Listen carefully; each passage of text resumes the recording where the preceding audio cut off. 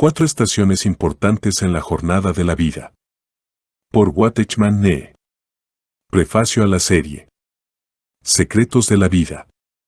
En nuestros días hay una gran necesidad de mensajes que arrojen luz sobre el camino hacia una vida cristiana victoriosa y un ministerio abundante. Por lo tanto, es con gran alegría que comenzamos la serie Secretos para la Vida, con el objetivo de publicar preciosas lecciones para una vida cristiana adecuada. Son perlas pequeñas, pero de gran valor, que se encuentran en nuestros buscadores. Algunos son los que creemos imprescindibles en uno de nuestros clásicos cristianos que merecen ser destacados, y otros serán textos inéditos. Sin embargo, son verdaderos secretos espirituales para aquellos que ya están en el camino de la vida cristiana en busca de la madurez. Nuestro objetivo también es generar y estimular nuevos lectores. También recomendamos que estas valiosas lecciones se estudien en grupos más pequeños. Por lo tanto, mantendremos este formato pequeño, con pocas páginas y un precio muy asequible. En este volumen, presentamos esta rica lección 4 etapas importantes en el viaje de la vida, de Watchman Nee, que es un artículo de su libro Vida Cristiana Equilibrada. Un mensaje objetivo que demuestra las etapas que debemos recorrer en el camino de la vida hacia la madurez y el éxtasis. Hasta que Cristo sea formado en nosotros, Gálatas 4:19. Gerson Lima, Sao Paulo, 22 de febrero de 2005. Cuando el Señor estaba a punto de llevar a Elías al cielo en un torbellino, Elías salió de Gilgal con Eliseo. Elías le dijo a Eliseo, «Quédate aquí, porque el Señor me ha enviado a Betel». Eliseo respondió, «Vive el Señor, y vive tu alma, que no te dejaré». Y así descendieron a Betel. Entonces los discípulos de los profetas que estaban en Betel salieron al encuentro de Eliseo y le dijeron, ¿sabes que el Señor tomará hoy a tu Señor y lo levantará sobre tu cabeza? Él respondió, yo también lo sé, callarse. Elías le dijo a Eliseo, quédate aquí, porque el Señor me ha enviado a Jericó. Pero él dijo, vive él. Señor, y vive tu alma, que no te dejaré. Así que se fueron a Jericó. Entonces los discípulos de los profetas que estaban en Jericó se acercaron a Eliseo y le dijeron, ¿sabes que el Señor tomará hoy a tu Señor y lo levantará sobre tu cabeza? Él respondió, yo también lo sé. Él respondió, yo también lo sé, callarse. Elías le dijo, quédate aquí, porque el Señor me ha enviado al Jordán. Pero él dijo, vive Jehová, y vive tu alma, no te dejaré. Y así fueron los dos juntos. Había 50 hombres de los discípulos de los profetas, y estaban a cierta distancia de ellos, ambos se detuvieron junto al Jordán. Entonces Elías tomó su manto, lo envolvió y golpeó las aguas, que se separaban a ambos lados, y ambos se quedaron secos. Cuando pasaron, Elías le dijo a Eliseo, pregúntame qué quieres que haga por ti antes de que me quiten de ti. Eliseo dijo, te ruego que heredes una doble porción de tu espíritu. Y Elías le dijo, duro. Pediste algo. Mas si me ves cuando me quiten de ti, así te será hecho, pero si no me veis, no se hará. Mientras andaban andando y hablando, he aquí que un carro de fuego con caballos de fuego los separaba unos de otros, y Elías subió al cielo en un torbellino. Cuando Eliseo lo vio, gritó, Padre mío, los carros de Israel y su caballería. Y nunca más lo volvió a ver, y tomando sus vestidos, los partió en dos. Entonces levantó el manto que Elías le había dejado caer, se volvió y se detuvo a la orilla del Jordán. Y tomando el manto que Elías le había echado, golpeó las aguas y dijo, ¿dónde está Jehová, Dios de Elías? Cuando batió las aguas, éstas se separaron de un lado a otro, y Eliseo pasó, Segunda Reyes 2:1-14. Introducción. En el pasaje citado encontramos esbozadas 4 etapas de un viaje singular de Gilgal a Betel, Jericó, y finalmente cruzó el río Jordán.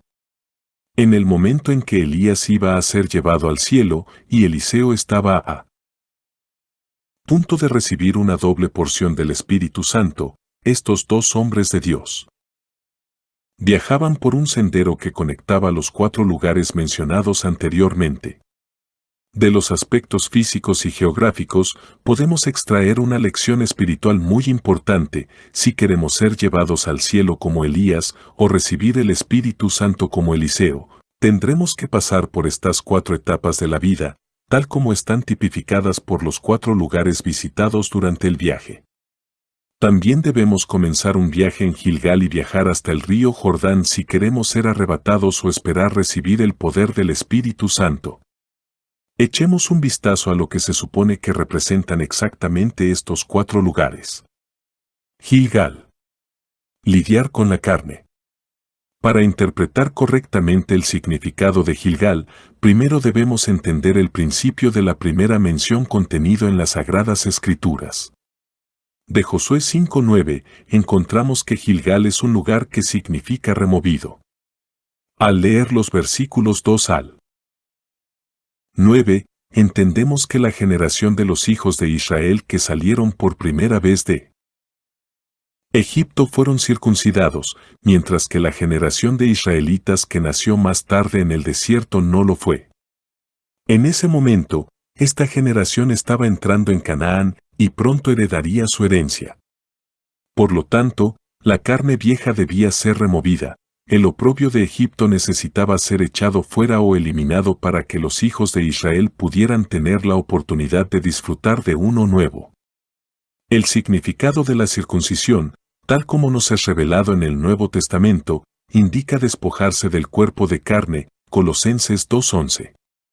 ¿Quién reconoce verdaderamente lo que es la carne? ¿Quién entiende lo que significa tratar con la carne? ¿Quién entiende lo que significa el juicio de la carne? Muchas personas suponen que la victoria sobre el pecado es la marca de la perfección, pero no saben que es la carne la que peca. Según las Escrituras, la carne es condenada por Dios. Esto es algo con lo que Él está disgustado. La carne es todo lo que tenemos al nacer, lo que es nacido de la carne es, Juan 3:6. Todo lo que tenemos al nacer proviene de la carne, y esto incluye no solo el pecado, la inmundicia y la corrupción, sino también la bondad natural, las habilidades, el celo, la sabiduría y el poder. Una lección muy difícil de aprender en la vida de un creyente es que debe conocer su propia carne. El cristiano debe ser guiado a través de toda clase de fracasos y privaciones antes de que sepa lo que es su carne. Lo que impide el progreso del creyente, tanto en la vida como en el trabajo, es la carne. No es consciente de que Dios lo llama a negar su propia carne, imagina que abandonar sus pecados es suficiente, y no es consciente del mismo disgusto que Dios siente tanto por sus habilidades, su celo y su sabiduría en la obra de Dios como por su propia bondad y poder en la vida espiritual. Según Dios, necesitamos negar, morir y permitir que pase. Por el juicio todo lo que consideramos bueno según la carne y todo lo que planeamos y arreglamos para la carne. El Señor no le da el más mínimo valor a la ayuda de la carne, ni en la vida espiritual ni en el trabajo espiritual. En el tiempo de Josué, Gilgal era exactamente el lugar donde la carne era desnudada y juzgada. Para el creyente de hoy, Gilgal simboliza el lugar donde la carne debe ser juzgada a través del entendimiento que Dios nos da. Dios declara que la carne debe ser echada fuera. Así que pongámonos de acuerdo con Él. Dios afirma que la carne debe ser circuncidada. Por lo tanto, circuncidémonos de corazón. En nuestro viaje espiritual por la vida, también debemos partir de Gilgal y negar la carne. Tenga en cuenta, sin embargo, que esto no especifica el grado de privación de uno, sino que simplemente establece que la carne necesita ser juzgada. Un error frecuente que cometen las personas es buscar el celo y las buenas obras, pero dejar de negar la carne. Sin embargo, lo más esencial es que juzguemos la carne de la misma manera que Dios la juzgó. Según 1. En mi experiencia personal con El Señor, la expresión más elevada de la vida espiritual, no se encuentra en la regeneración, la santificación, la perfección, la victoria sobre el pecado o el poder, sino en la negación de la carne, que es tanto la meta como el camino de la vida espiritual. Aquellos que no dejaron Gilgal nunca comenzaron realmente su viaje espiritual. Aquellos que no han aprendido a negar la carne no saben lo que es la vida espiritual. Tales individuos pueden ser celosos en las buenas obras e incluso pueden ser felices al hacerlas, pero no entienden la verdadera vida espiritual. Betel. Lidiando con el mundo. De Gilgal ahora tenemos que seguir adelante en nuestro viaje a Betel. ¿Qué significa el nombre Betel? Una vez más, averigüemos dónde se menciona Betel por primera vez en la Biblia y entonces podremos descifrar lo que significa para nosotros hoy. Por favor, lea Génesis 12:8. Betel fue el lugar donde Abraham construyó un altar. Un altar tiene el propósito de establecer comunicación con Dios cuando una persona ofrece sacrificios y se entrega a Él por completo. Génesis 12:9-14 relata el descenso de Abraham a Egipto. Allí no construyó ningún altar. Su comunicación con Dios fue cortada, y su corazón de consagración fue puesto a un lado, lo que marca la diferencia entre Betel y Egipto. Por lo tanto, Betel significa todo lo que es contrario a lo que Egipto representa. Génesis 13:3 y 4 registra algo muy significativo. Hizo sus viajes desde el Negev hasta Betel, hasta el lugar donde su tienda había estado primero, entre Betel y Ai, al lugar del altar, que una vez tuvo una cama, y Abraham invocó el nombre de Jehová. Abraham había perdido la comunión con Dios mientras estaba en Egipto. Sin embargo, cuando regresó a su lugar original, es decir, Betel, invocó el nombre del Señor una vez más. Solo en el Betel espiritual la gente comulgará con Dios y se entregará a Él. Por lo tanto, mientras Gilgal habla de vencer a la carne, Betel habla de vencer al mundo. Porque en las Sagradas Escrituras Egipto representa al mundo. Vencer al mundo es una condición para el aire de rapto y para recibir el poder del Espíritu Santo. Nuestras vidas deben llegar al punto en que el mundo sea incapaz de afectar nuestros corazones. ¿Hasta qué punto estamos separados del mundo? Expresamos, con nuestras vidas, que nos hemos separado del mundo. ¿Nuestras actitudes y palabras muestran que ya no pertenecemos a este mundo? ¿Y nuestras intenciones? ¿Albergamos algún deseo secreto por las cosas del mundo? ¿Buscamos subrepticiamente la alabanza de los hombres? ¿Nos permitimos sufrir demasiado por la calumnia de los hombres? Cuando sufrimos alguna pérdida material, ¿sentimos esta pérdida intensamente? ¿Hay alguna diferencia entre lo que sentimos por el mundo y lo que siente la gente del mundo? Si nuestro corazón no vence completamente al mundo, y si las personas, las cosas o los eventos de este mundo todavía ocupan un lugar dentro de nosotros, no podremos lograr nuestra meta. El creyente debe pagar el precio por seguir al Señor si espera ser lleno del Espíritu Santo. Debemos dejar ir el mundo y aprender a comunicarnos con Dios en el altar de la consagración. La consagración y la comunión son indispensables. En Egipto no era normal tener hambruna, sin embargo, cuando lo había, solo quedaba el grano viejo para sostener a los residentes. En Canaán, sin embargo, la hambruna parecía ocurrir con frecuencia. Espiritualmente hablando, esto indica que en el mundo hay poca o ninguna hambre, porque el que vive en el mundo no solo está en el mundo, sino que también pertenece al mundo. Pero para las personas que viven en obediencia a Dios, a veces habrá hambre, porque en comparación hay poca o ninguna tentación en el mundo, mientras que en el camino de la obediencia puede haber muchas tentaciones. Sin embargo, ese es el camino al poder para el rapto. Aunque la tentación puede ser grande, siempre hay liberación con Dios. No os ha sobrevenido ninguna tentación que no sea humana, pero fiel es Dios, que no os dejará ser tentados más de lo que podéis, sino que dará también juntamente con la tentación la salida, para que podáis soportar. 1 Corintios 10:13. Por lo tanto, seamos vigilantes y fieles. Si no tenemos cuidado, volveremos a Egipto, donde no hay consagración ni comunión con Dios. Permanecer en Egipto, aunque sea temporalmente, significa pecar por un tiempo. Debe ser muy patético y lamentable que alguien fije su residencia permanente allí. Aunque una persona puede evitar la tentación, no hay altar en Egipto. Algunas personas son similares a Abraham, que no fue directamente a Egipto. Primero, se dirigió al este, que estaba en dirección a Egipto, aunque aún no había llegado a Egipto. Estar en Oriente puede describirse espiritualmente como pertenecer mitad al mundo y mitad a Dios. Sin embargo, en Oriente tampoco hay altar, no hay comunión con Dios. Betel, por otro lado, es un lugar completamente separado, no es el Egipto del mundo o el Oriente de la aceptación carnal.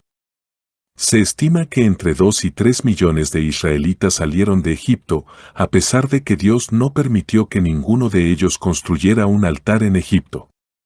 Para que estos israelitas sirvieran verdaderamente a Dios, tuvieron que salir de Egipto y viajar durante 3 días, Éxodo 8:25-27.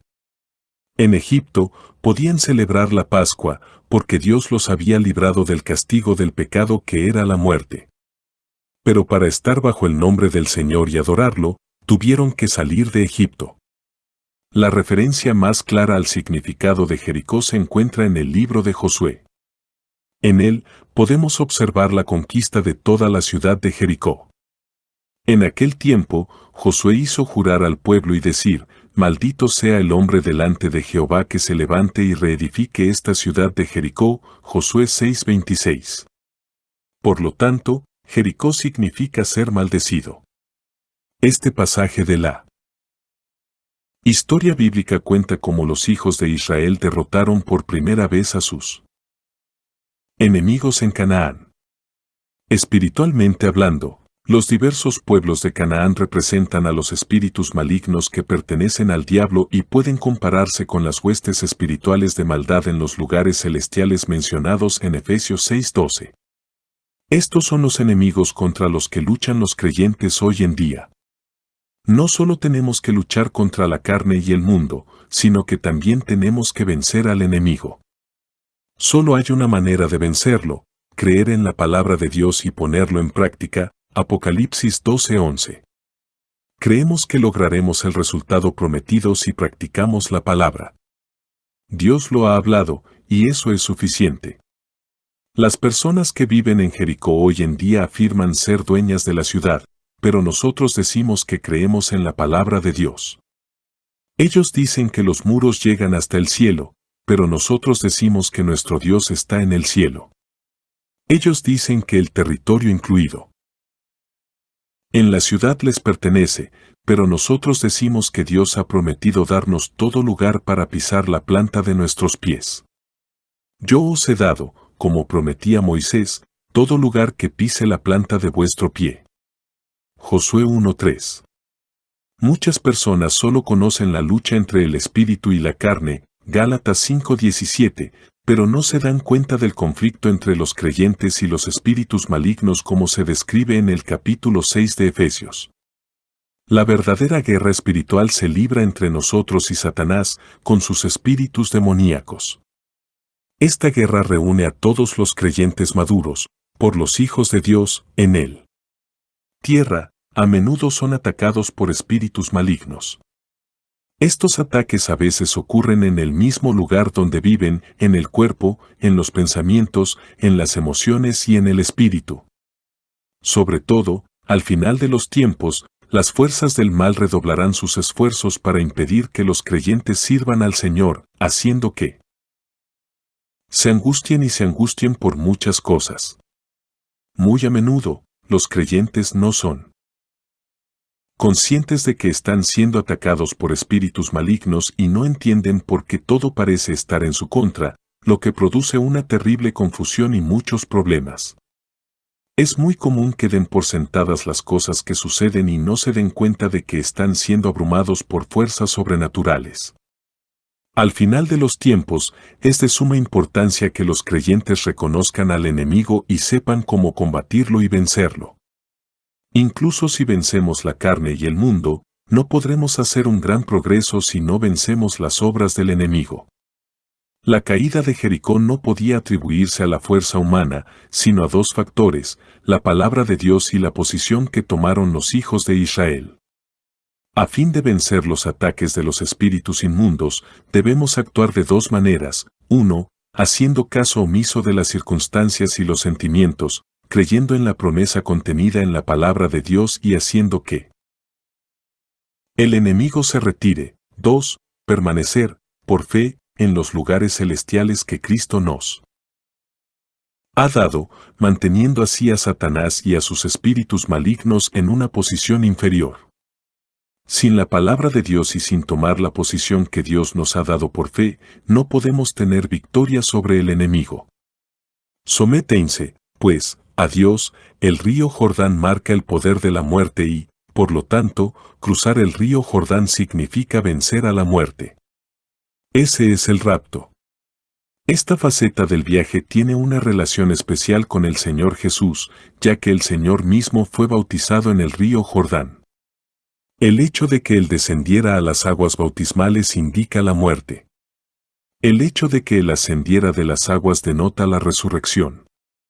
Él vence a la muerte a través del poder de la resurrección. El poder más grande de Satanás, como sabemos, es la muerte misma. La muerte, el último enemigo, es abolida. 1 Corintios 15:26. Es como si el Señor desafiara a su enemigo diciendo: haced conmigo lo que podáis. Así que, por cuanto los hijos son participantes de sangre y carne, de igual manera Él participó también de lo mismo, para destruir por medio de la muerte al que tiene el imperio de la muerte, esto es, al diablo. Hebreos 2:14. Y, de hecho, Satanás hace lo mejor que puede. Sin embargo, Dios tiene el poder de la resurrección. Satanás tiene como objetivo matar al Señor por completo, a pesar de que Él tiene una vida que no puede ser tocada o arrebatada por la muerte. El Señor, como dicen las Escrituras, sufrió en una tierra seca. Con la excepción de la resurrección del Señor, no hay poder que pueda vencer a la muerte. La vida que recibimos en el momento de la regeneración es esta vida de resurrección. Y el poder de la vida resucitada ahuyentará toda muerte. Cruzar el Mar Rojo y cruzar el río Jordán tienen significados muy diferentes. Cruzar el Mar Rojo fue un evento forzado por las circunstancias. Los hijos de Israel fueron perseguidos por los enemigos egipcios y habrían sido asesinados si no lo hubieran cruzado. Sin embargo, cruzar el río Jordán fue una acción voluntaria. Hoy en día, algunas personas se niegan a cruzar el río Jordán y no buscan el poder de su resurrección. Pero Pablo estimaba mucho este poder y, por lo tanto, lo buscaba diligentemente. Filipenses 3:10-12. Todos los hijos de Dios han resucitado con el Señor. Sin embargo, muchos no conocen el poder de la resurrección del Señor en la práctica. Por lo tanto, no experimentan la victoria sobre la muerte. En este momento de la historia, cuando el rapto está cerca, los creyentes deben vencer por fin al último enemigo, la muerte. Necesitamos vencer la muerte, ya sea física, mental o espiritual. El mundo de hoy está lleno de una atmósfera mortal. Por un lado, muchas personas usadas por el Señor a menudo sufren debilidad física y enfermedad. Por otro lado, las mentes de muchos santos parecen estar paralizadas, sus pensamientos, memoria y concentración no están tan alertas como antes. Lo que es más, los espíritus de muchos creyentes parecen estar envueltos en la muerte, es decir, inactivos, impotentes, encogidos, paralizados e incapaces de hacer frente al medio ambiente. Por lo tanto, en los días previos al rapto, los creyentes deben aprender a cruzar el río Jordán, es decir, a vencer a la muerte. Debemos aprender a resistir el poder de la muerte en nuestros cuerpos y en las circunstancias de la vida. Debemos probar el poder de la resurrección en todas las cosas. Necesitamos testimoniar, cada vez más, el hecho de que nuestro Señor ha resucitado de entre los muertos y que nosotros, que estamos unidos a Él, también hemos resucitado.